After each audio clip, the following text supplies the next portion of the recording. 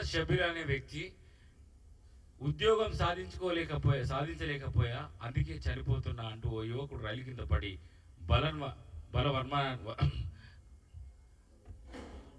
బలవర్మానానికి పాల్పడిన సంఘటన కరీంనగర్ జిల్లా జమ్మికుంట రైల్వే స్టేషన్ సమీపంలో ఆదివారం చోటు చేసుకుంది.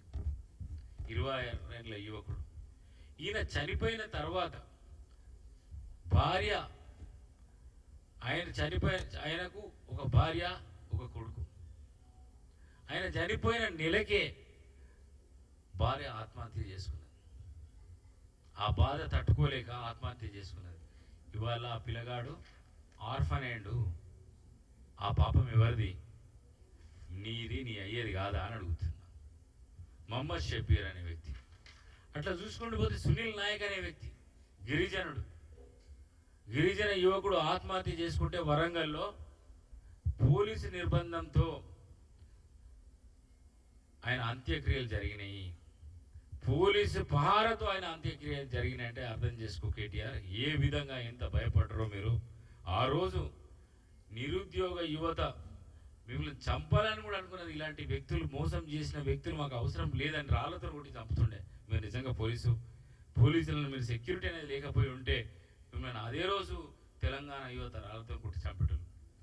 అన్ని పాపాలు ఎంతమంది? 16 మంది. మహేందర్ యాదవ్, బూడ సునీల్ నాయక్, మహబూబాబాద్ జిల్లా, PhD scholar Narsayya, Ravindra Nayak is also ST. మాట్లాడుతున్నాం కదా ఎస్టీల గురించి. మురళీ ముదిరాజ్, కొప్పురాజు, ఉప్పురాజు, కాల్వ శ్రీనాథ్, వెంకటేష్.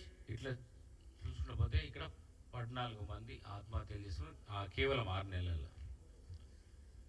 ఇక్కడ సాగర్ అనే వ్యక్తి చూడండి, కరోనా కేసీఆర్ వల్లనే చనిపోతున్నా. ఎవరి వల్ల చనిపోయినాను రాసిండు? మీ వల్ల, మీ అయ్యే వల్ల చనిపోయినాను రాసిండు. ఎందుకు చనిపోయాడు? వాట్సాప్ స్టేటస్ పెట్టిన నిరుద్యోగ యువకుడు రైలు కింద పడి ఆత్మహత్య, వీరైన తల మొండెం. నోటిఫికేషన్లు పడటం లేదని నిరుపేద కుటుంబానికి చెందిన నిరుద్యోగ యువకుడు అనే ఆవేదన చెందాడు. ఇక నోటిఫికేషన్ రావు, పిచ్చి లేస్తుంది అంటూ వాట్సాప్ స్టేటస్ పెట్టాడు. అనంతరం రైలు కింద పడి ఆత్మహత్య చేసుకున్నాడు. తన చావుకు కరోనా ప్లస్ కేసీఆర్ కారణమే అనే స్టేటస్ కూడా పెట్టిండాడు. మరి ఇలా చావుకు మీరు కారణం కాదా? మీరు కాలంతకులు కాదా? ఇవాళ వచ్చి మేమేమీ చేయలేము, మేము పునీతులము, తెలంగాణ రాష్ట్రాన్ని అద్భుతంగా పాలించాము, శ్రీరామచంద్రుడి పాలన అని చెప్పేసి అనుకుంటే దయ్యాలు వేదాలు పలికినట్టుంటాయి. చరిత్ర ఎప్పటికి కూడా ఉండిపోతుంది. చరిత్ర అనేది ఎప్పుడు చెరిపితే పోయేది కాదు. మీ పాపాల పుట్ట ఇలాంటిది. ఇంతమంది ఆత్మహత్య చేసుకున్నారు.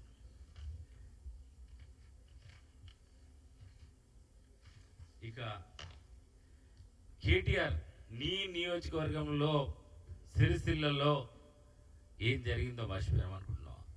ఆ రోజు ఉసుక లారీలు అక్రమంగా ఇసుక తవ్వుతున్నారని, తరలిస్తున్నారని చెప్పి అక్కడ ఉన్న గ్రామస్తులు, ఆ ఊర్లలోకి వెళ్ళి 100 లారీలు పోతుంటే ఇబ్బందులు అవుతున్నాయని గ్రామస్తులు అడ్డుకుంటే లారీ కింద వేసి చంపిన చరిత్ర నీది. ఆ లారీ కింద వేసి చంపిన చరిత్ర నీది. దాంతోపాటు ఏం జరిగింది?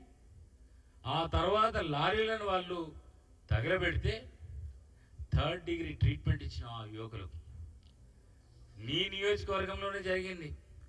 లాఠీలు విరిగేలా కొట్టారట చూడు. ఇది గత చరిత్ర కేటీఆర్. ఇవన్నీ ప్రజలు మర్చిపోతారు అనుకుంటే జైలు ఎదుట గంటల కొద్ది నిరీక్షణ.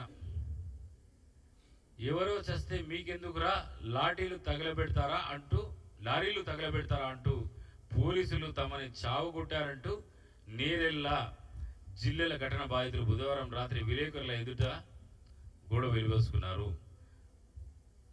ఇంత ఘోరంగా జరిగింది. కరీంనగర్ కారాగారం నుంచి విడుదలైన సమయంలో రోధిస్తున్న బాధిత కుటుంబ సభ్యులు, నడవలేని స్థితిలో బాధితులు. చూడండి, ఇది గత చరిత్ర కేటీఆర్. నీ చరిత్ర ఇది పరిస్థితి.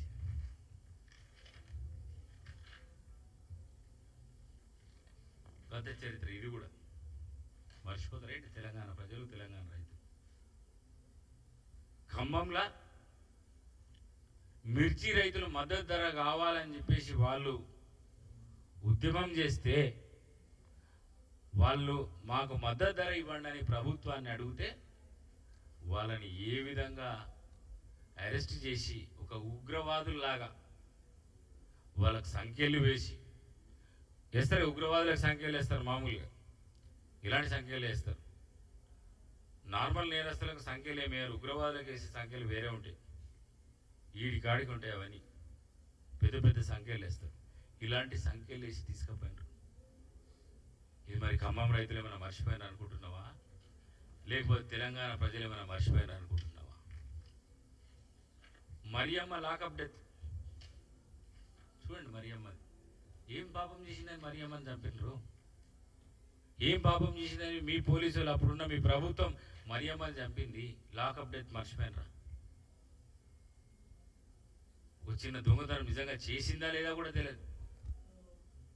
ఏ విధంగా మీరు టార్చర్ చేసినారు, ఏ విధంగా మీరు 3rd డిగ్రీ ఇచ్చిండ్రు, ఏ విధంగా మీరు చంపినరు? తెలంగాణ దళితులు మనం మర్చిపోయారు అనుకుంటున్నావా కేటీఆర్? మా అమ్మని పోలీసులు కొట్టి చంపారని చెప్పేసి వాళ్ళ కొడుకు ఆవేదన, వాళ్ళ కూతురు ఆవేదన ఇక్కడ ఉంది. ఇవన్నీ మర్చిపోతారా? గత చరిత్ర మర్చిపోతారా అనుకుంటే ఇంకా నువ్వు పొరపడుతున్నావు. ఇప్పటికే అసలు మీరు